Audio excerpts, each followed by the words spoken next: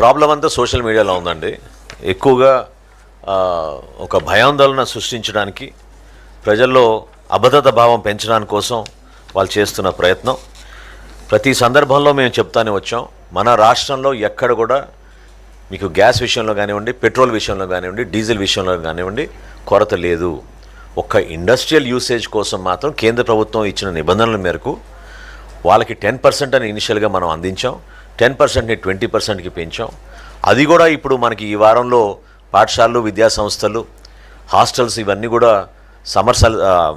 వేసవి సెలవుల కోసం ఇస్తాం. కాబట్టి ఆ వచ్చిన స్టాక్ని దానిది కూడా డైవర్ట్ చేయమని జాయింట్ కలెక్టర్స్కి మా కమిషనర్ గారు ఆల్రెడీ ఇన్స్ట్రక్షన్స్ ఇవ్వడం జరిగింది.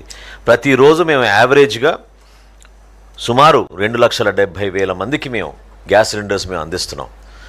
కొన్ని రోజుల్లో 3,40,000 మందికి కూడా మేము అందించాం. కాబట్టి ఎక్కడ కూడా ఈ కొరత ఉందనే భావన కాదు.